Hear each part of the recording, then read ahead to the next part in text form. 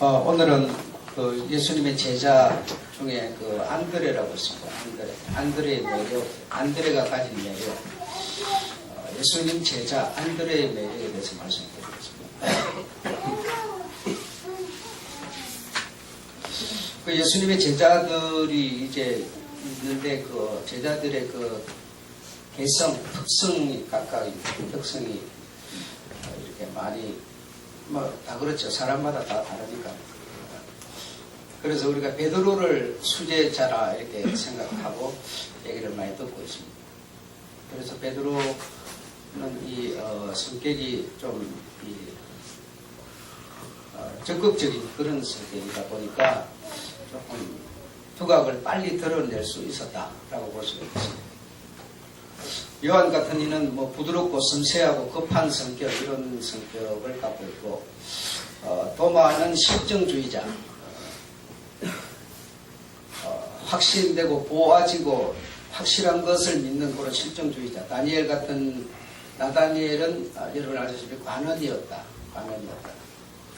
바돌로메는 경건한 지성인, 경건하면서도 지성인이었다고 볼 수 있습니다.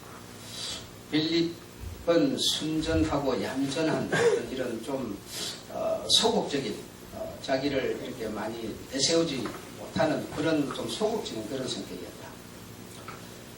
그 유다는 여러분이 알다시피 어떤 이런 계산도 좋았고, 머리도 영리한, 또 야심과 이해타산 이런 데 좀 뛰어났다고 볼 수가 있습니다. 이렇게 여러분 그 예수님의 제자들이 각각이죠. 성격이나 특성, 개성들이 좀 각각인데, 각각인 게 그러니까 우리는 뭐 지금 제가 말씀드린 이런 사람들 중에 여러분 어떤 성격이 좋다 이렇게 말할 수는 없습니다. 어떤 성격이 좋은 게 없습니다. 그래서 적극적인 이런 베드로 같은 이에게는 또 빌립 같은 이가 있어야 됩니다. 그래야만 좋은 콤비가 될 수가 있죠. 그래서 꼭 빌립이 좋다 또는 베드로가 좋다 이렇게 표현할 수는 없습니다. 그래서 예수님의 제자들은 이렇게 개성이 다 좀 뛰어나고 좀 특이하지만 사람일 때는, 인간적일 때는 이게 각각이다. 우리가 이렇게 말할 수가 있습니다.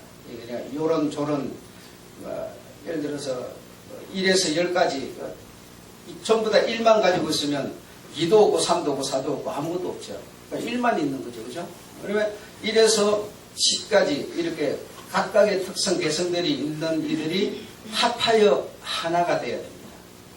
이걸 지금 성경이 말하고 있는 겁니다. 그래서 베드로 같은 이만 있으면은 얼마나 실수가 많겠습니까? 베드로가 실수가 많았잖아요. 그러니까 베드로 같은 이만 있어서 안 되는 거죠. 그러니까 이렇게 좀 다양한 이런 것이 합하여 하나가 되는 것이 성경의 가르침인데 그 제자들이 그러니까 이렇게 각각이었는데 인간적일 때는 각각이다. 자기가 가진 개성 어떤 이런 것을 따라서 각각이지만, 그러나 하나가 이 모든 개성들이 합하여 하나가 된 때는 언제냐? 성령으로일 때는 하나가 되는 것이다. 그래서 성령으로일 때는 우리가 하나가 되는 건데, 이런 것이 논리라고 이해하지 말고 성경은 다시 말하면 우리에게 거울이라고 그랬으니까 이런 것을 통해서 오늘 우리를 보아야 된다는 얘기죠.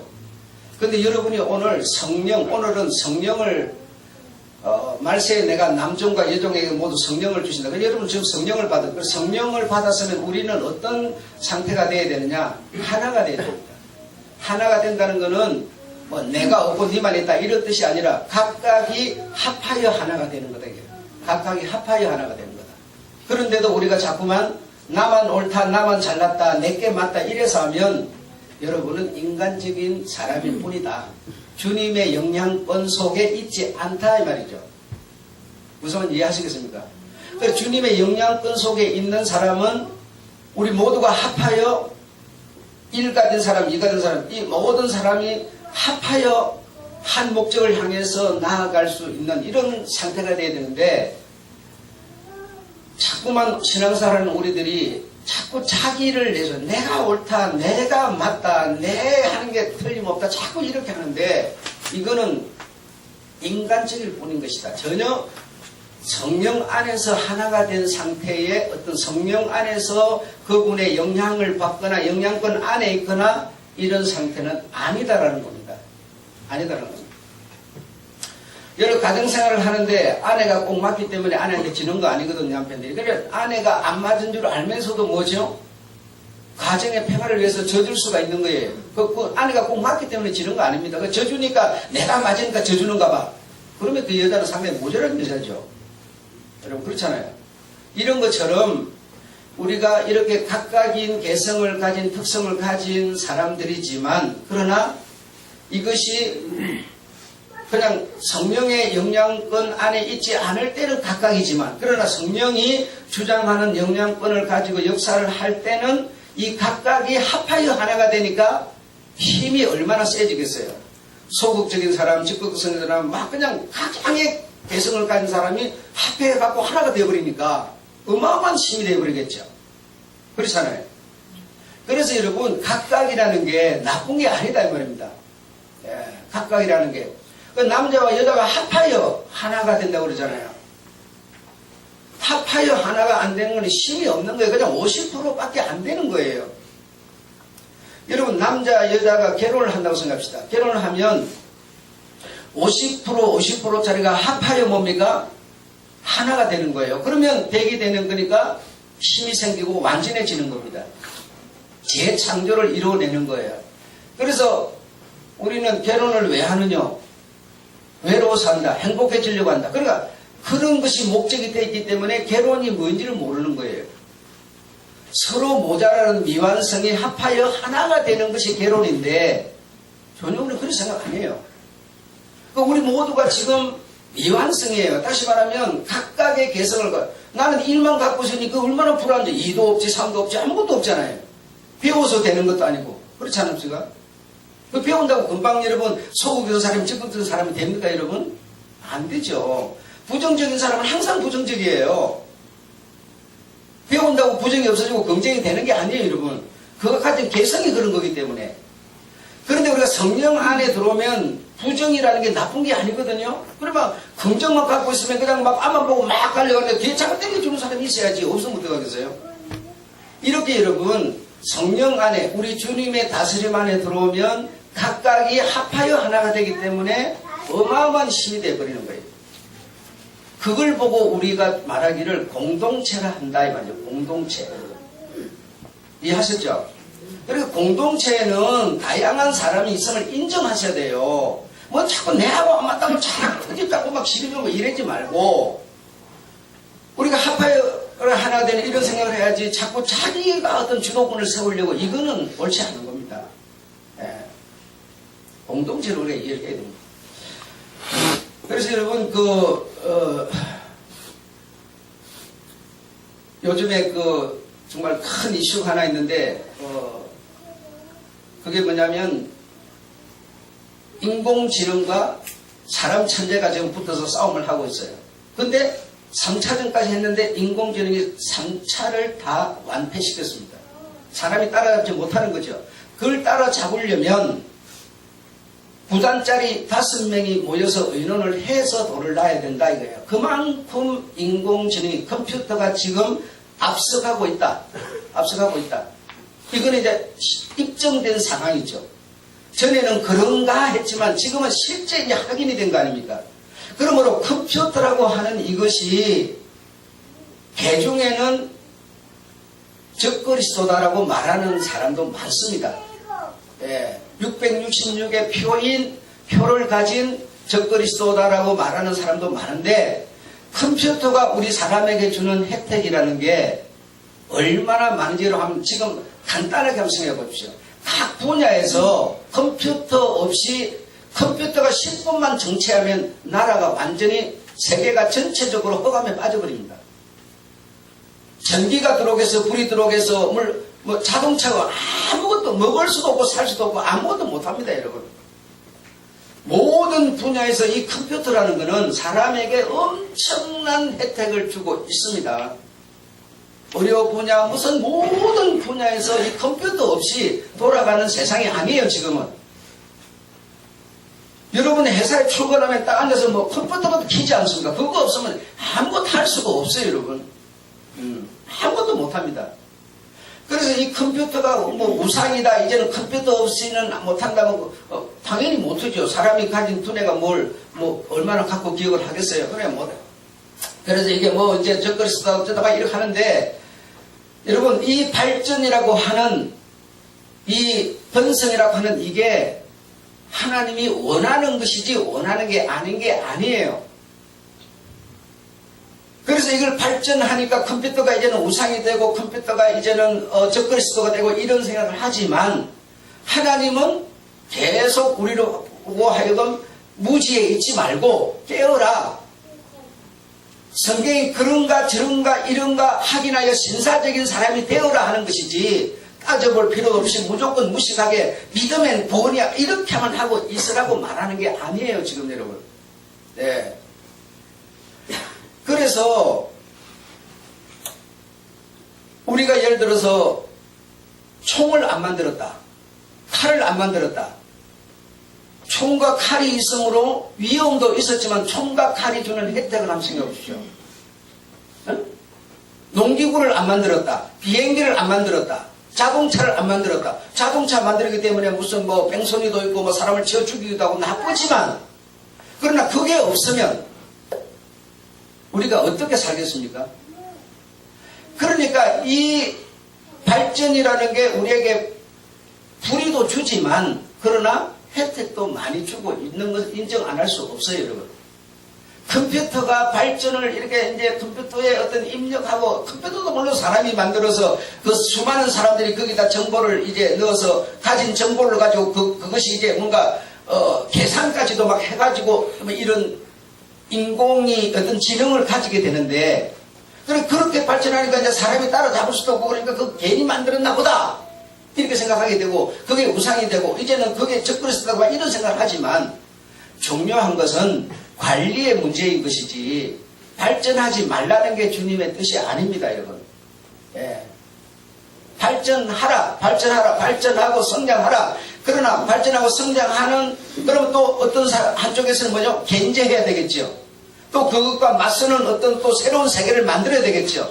이런 세계 속에서 우리는 뭔가 끊임없는 더 큰 발전으로 나아가고 있는 거예요. 예. 그래서 그것이 무슨 달나라 가고 무슨 우주를 가고 막 그렇게 발전하겠지만, 그러니까 이렇게 하는 이쪽이 나쁘다 이쪽이 나쁘다가 아니라 이쪽 저쪽 가운데서 우리가, 하나님이 원하는 우리가 뭐요? 정신을 차리라는 겁니다. 계속 발전해서 종말도 없이 계속 가는 게 아니라, 종말이 어느 단계, 이게 발전하고 이게 발전 계속 가는 중에 어느 단계에서 종말이라는 게 딱 있다 이거야. 그러니까 너희가 이런 세계 속에 이게 나쁘다 좋다를 따지지 말고, 발전은 어차피 내가 너에게 원인을 내놨으니까 원인을 풀어헤치면 자꾸만 발전을 하는 거다. 그러니 너희가 정신을 차리라는 거지, 발전하지 말라는 게 주님의 뜻이 아닙니다. 무지로 원시로 살라는 게 아니에요, 여러분. 모든 것은 하나님 안에서 지금 만들어지는 거고 개발되는 것이지, 하나님을 벗어난 그 아무것도 없어요. 예.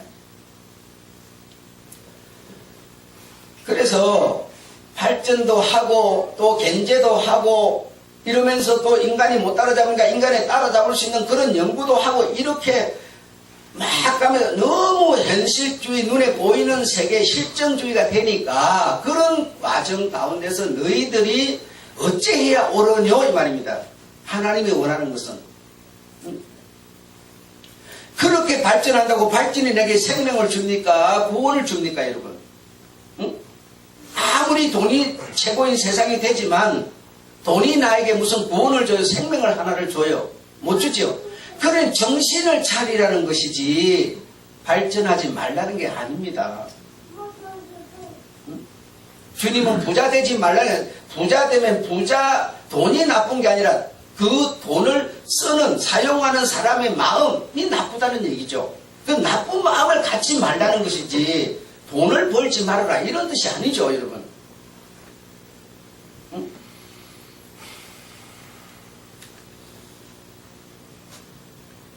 그래서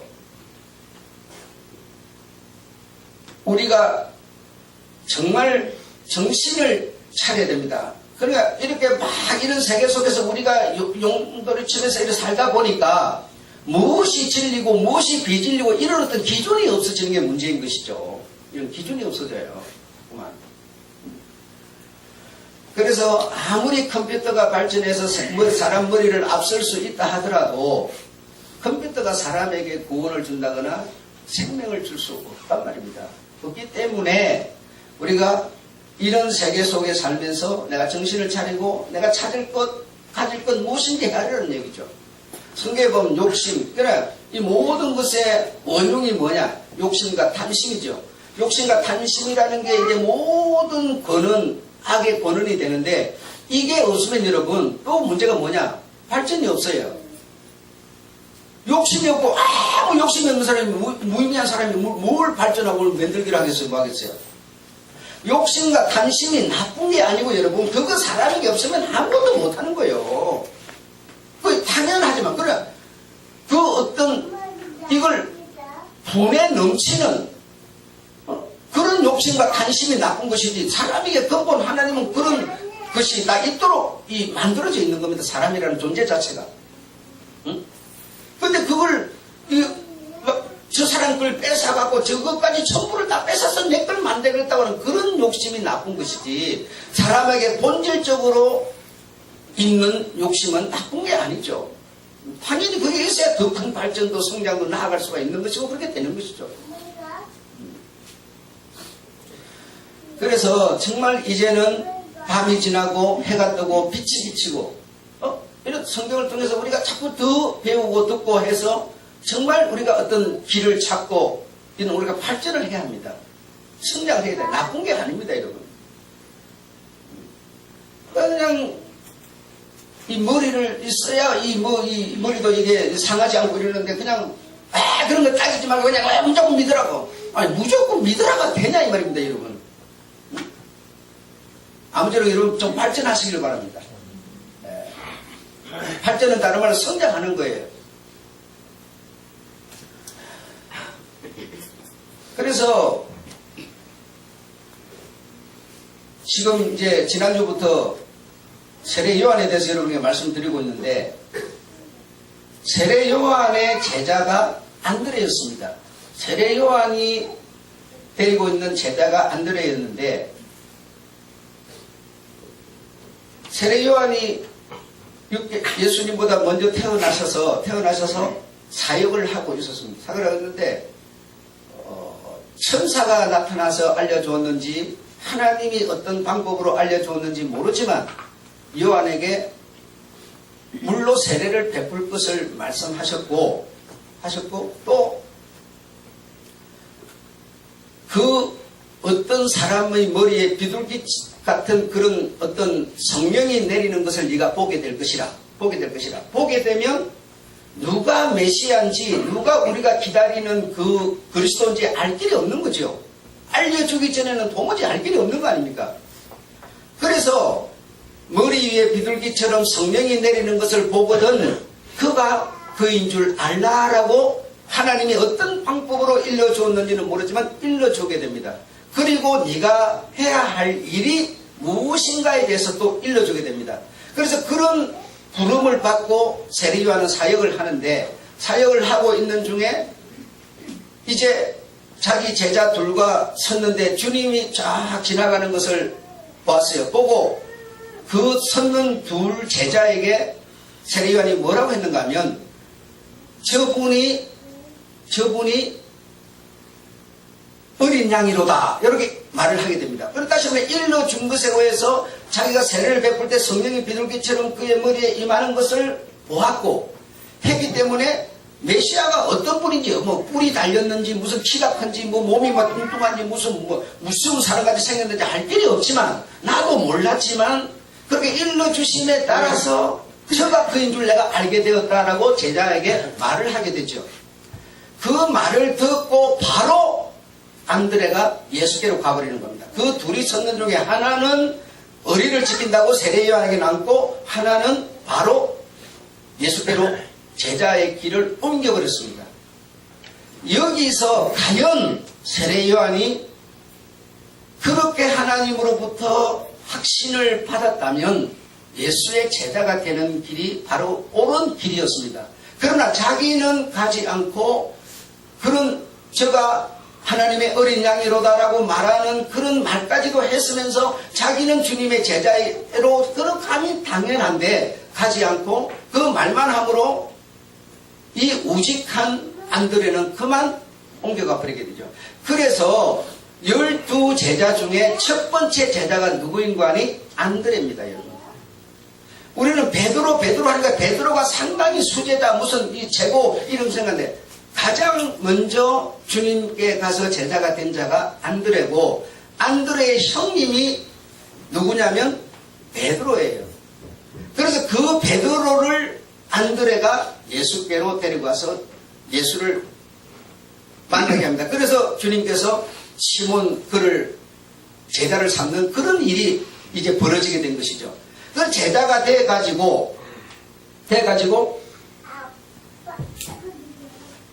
이 베드로 이런 또 요한 같은 이런 성격이 불같고 막 이런 어떤 적극성을 이런 가진 사람들이다 보니까 야고보, 요한, 베드로 이런 사람이 좀 두각을 드러내면서 항상 예수의 측근에서 일을 하는 그런 사역을 맡게 되죠.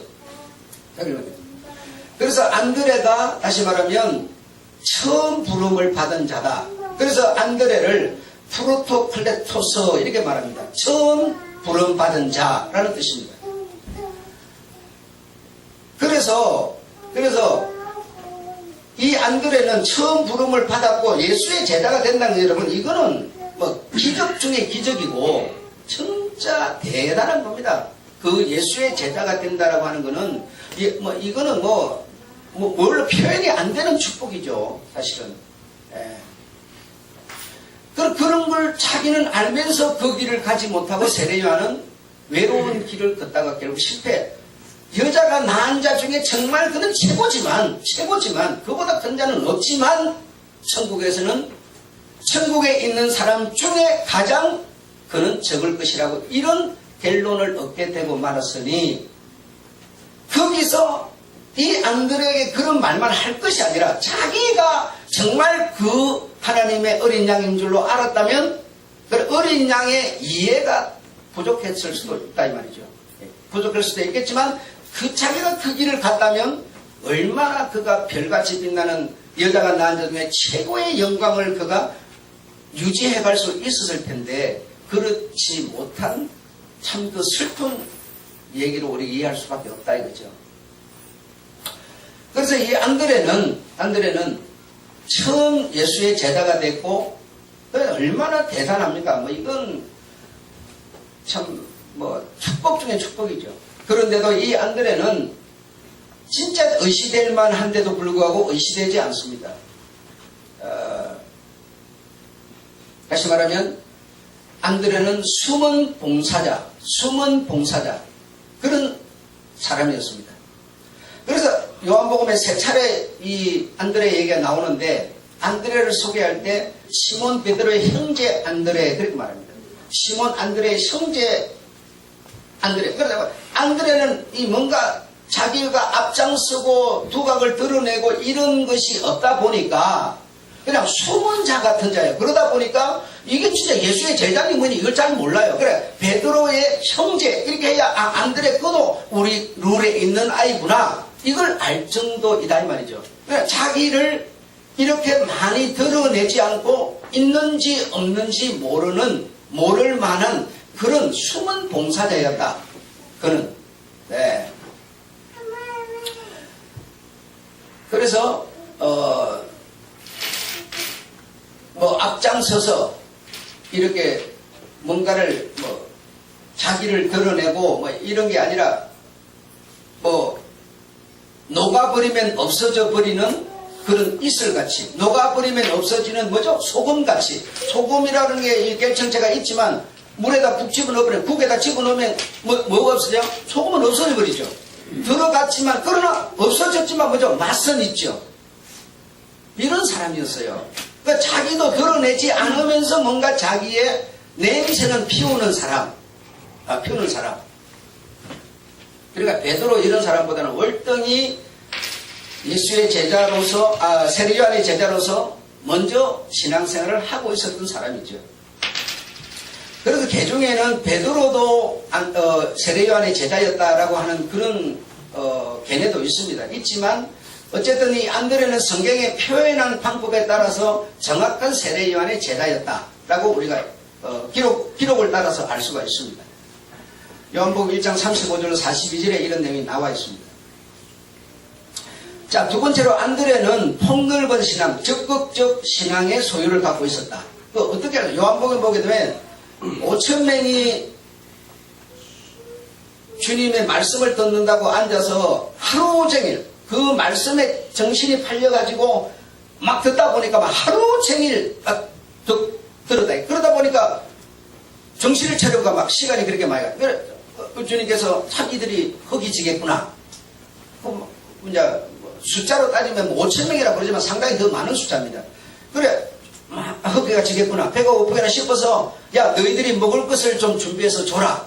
하니까 전부 보고가 뭐라고 올라왔는가 하면 이거는 200데나리온의 돈을 갖고 빵을 사도 다 먹이지 못할 만큼 숫자인데 이걸 무슨 재주로 돈도 없지만 어디 가서 지금 당장 그 많은 빵을 사서 먹일 수 있습니까? 보고가 전부 그래 나갔습니다. 그런데 거기서 안드레가 누구를 찾아냈는가 하면 보리떡 5개와 물고기 2마리 가진 소년을 찾았는데 이 안드레가 이 소년을 찾아서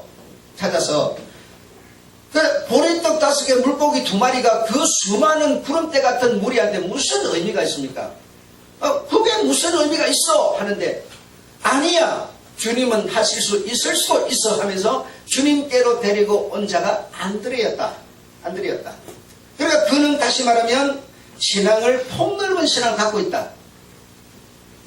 뭐 주님의 마음까지 헤아리지는 못했겠지만 그러나 어쨌든 이것으로라도 주님께 드리자고 하는 그런 어떤 사람이 가히 생각할 수 없을 만한 그런 생각을 했던 사람이다. 세 번째로는 요한복음 12장에 이제 보면 안드레 얘기가 나오는데 헬라인들이 주님께 면접을 하려고 찾아왔는데 그래서 빌립을 만나가지고 너희 선생을 내가 좀 만나고 싶다 하니까 이걸 만나게 해줘야 되는지 말아야 되는지를 분변이 안 쓴다. 그래서 빌립이 안드레에게 의논을 했습니다. 이 헬라 사람이 찾아왔는데 이걸 우리 주님을 만나고 싶다 하니 우리 선생을 만나고 싶다 하니 이거 어떻게 했으면 좋겠냐 하니까 바로 안드레는 그들을 데리고 주님께 소개해서 만남을 이루어준 사람이다. 요런 3가지밖에 없어요. 이 사람의 한 일은.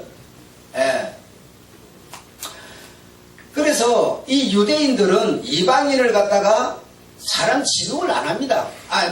사람으로 짐승 수준으로 보지 사람으로 보지 않는데 그래 지옥의 불쏘시개 감으로 생각하는 게 바로 이방 사람들. 그 이방 헬라인을 데리고 왔는데 그런 사람에게마저도 주님은 어떤 필요를 줄 가능성이 있다라고 자기는 그런 생각을 한 거죠. 그러나 다른 제자들은 이거는 사람도 아닌 짐승을 어디 가다 감히 베이냐 이게 안 된다 하지만 그러나 안드레의 생각은 달랐다라는 것이죠. 자기를 다른 제자들처럼 드러내고 두각을 나타내고 막 이런 앞장서고 이런 것은 하지 않았지만 그러나 이 안드레의 생각은 상당히 좀 달랐다. 그 다음 세 번째로 안드레는 선교의 열정으로 뭉쳐진 자였다라고 볼 수가 있습니다. 그래서 안드레는 요한복음은 3번 딱 주님 앞에 나타나는데 첫 번째는 베드로를 주님 앞에 인도한 사람. 베드로를 주님 앞에 인도한 사람은 그 베드로는 우리가 알다시피 그런지 안 그런지 모르지만 큰 제자가 됐다. 두 번째로는 지금 말씀드린 것처럼 물고기 가진 2마리 보리떡 5개 가진 소년을 주님께로 인도한 사람. 세 번째로는 뭐요? 이방인 헬라인을 주님께로 인도한 사람. 요것밖에 없다 이 사람. 이것이 다시 말하면 보리떡 5개가 여러분 무슨 그 수많은 무리에게 의미가 있겠으면 헬라인이 감히 어디 우리 선생을 면접을 해. 상상도 안 되는 일을 이 안드레가 가진 믿음이라는 신앙이라는 것은 이 성교에 다시 말하면 상당히 폭넓은 그런 견해를 갖고 있는 사람이었다. 이렇게 볼 수가 있겠습니다. 그래서 안드레는 성교를 어떻게 자기가 알고 그랬는지 모르고 그랬는지 모르지만 어쨌든 안드레의 성교는 어떻게 시작이 됐느냐. 자기 집안에서 형님 베드로에게 성교가 시작됐다. 성교 시작됐다. 그 다음이 이웃, 보리떡 가진 이런 사람. 그 다음이 뭐요? 헬라인, 외국인. 이런 순서를 밟아서 뭐 그런 순서를 알고 한 건 아니에요. 그런데 어쨌든 그런 순서에 의해서 그는 성교가 펼쳐졌다. 근데 이 펼쳐진 이 성교가 주님의 정신과 딱 맞아 떨어졌더라. 예. 주님이 사도행전 1장 8절에 보니까 뭐라? 예루살렘과 그랬죠. 예루살렘 우리의 안방입니다. 예루살렘과 그 다음에 유다와 그 다음 어디라고요? 너희가 원수로 사람 취급도 안 하는 사마리아와 그렇죠? 그 다음이 뭡니까? 땅끝이라고 말했죠. 우리는 그냥 저 사마리아인 아니 불신자 그 사람도 아닌 줄 알아요. 불신자나 우리는 똑같은 사람입니다. 주님의 정신을 갖는 게 우리는 더 중요한 것이지 우리끼리만이 아니에요. 저들을 우리에게로 끌어들이는 일에 사도로 우리를 삼으신 겁니다, 여러분. 그러면 그들하고 대화도 안 하고 그들하고 먹기도 안 하고 그들하고 놀기도 안 하고 아무도 안 하고 어떻게 그들을 끌어들일 수가 있겠습니까? 안 그렇습니다. 아니 내 이 흰걸 갖다가 저 껌둥이들한테다 갖다 묻히면 껌둥이라고 묻는데 모두 와서 씻으면 될 거 아니야. 예. 주님의 정신은 그건데 우리는 여러분 무슨 믿는 사람이라 그러면 뭔가 엄청 저들하고는 무슨 뭐 인격도 다르고 무슨 뭐 생각하는 것도 다르고 뭐 엄청 다른 줄 알고 있어요. 여러분 그렇지 않습니다. 예. 우리와 똑같은 사람인데요. 그래서 우리 주님은 너희 안방 예루살렘과 그 다음에 유다와 너희가 원수로 여기는 사마리아는 뭡니까? 우리 배신하고 나간 자들이죠. 원수들이죠. 그 다음에 땅끝까지 도움을 전하. 이 안드레의 전도가 형님에게 그 다음에 뭐죠? 이웃, 다시 말하면 보리떡 가진 이웃, 그 다음이 뭡니까? 이방으로 이런 성교의 정신이 그의 정신이었고 그의 정신이 주님이 우리에게 일러주시는 정신이었다라고 볼 수가 있습니다. 그러니까 이 안드레처럼 헬라인이라고 해서 이방인이라고 해서 불신자라고 해서 여러분 내치지 마시고 그들과 좀 친구가 되어 볼 수 있는 이런 좀 안목도 가지셔야 된다는 겁니다. 예. 정말 우리가 여러분 아주 모난 그 어떤 이 이스라엘의 그 어떤 선민의식을 갖고 있는 사람들이 꽤 많이 있습니다. 이거는 안 됩니다. 이건 안 되는 거예요.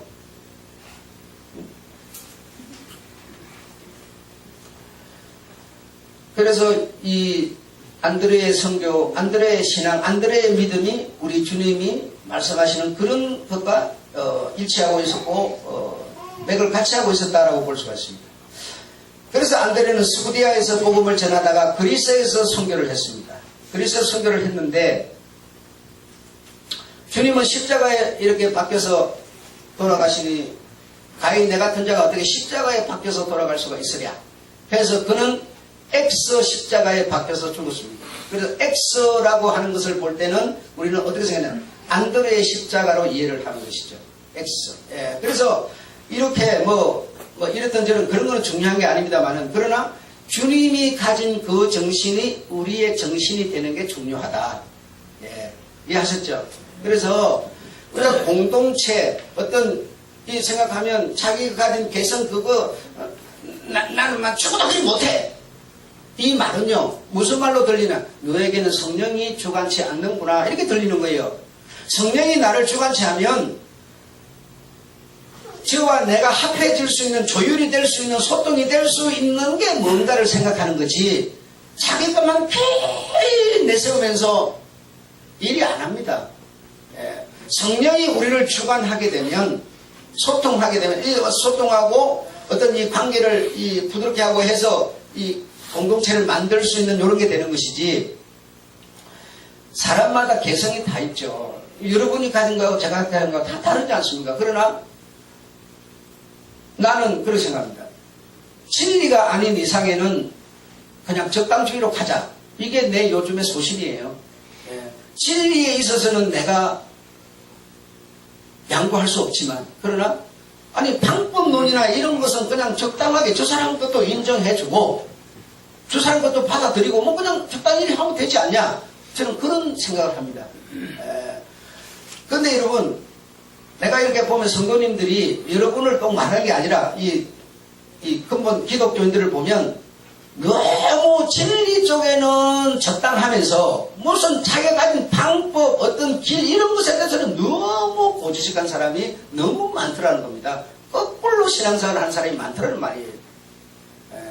여러분 아무쪼록 그런 사람이 되지 마시고, 안드레처럼 숨은 봉사자이나 그는 정말 없어진 것 같으나 있고 안 보이는 것 같으나 뭔가 냄새는 풍기고 있는 소금과 같은 그런 앞장서서 자기를 막 드러내지 않더라도 그의 영향력이 전체 가운데 미치고 함께하는 그런 바로 그런 것이 안드레의 매력이었다라고 하는 것을 오늘 여러분이 이해하시면서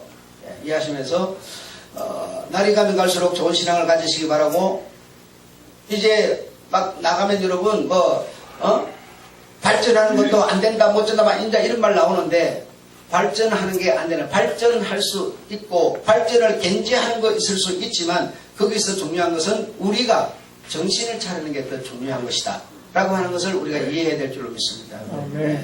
아무리 기계 컴퓨터라고 그러지만 이것이 없이 이 세상은 근본적으로 안 돌아갑니다.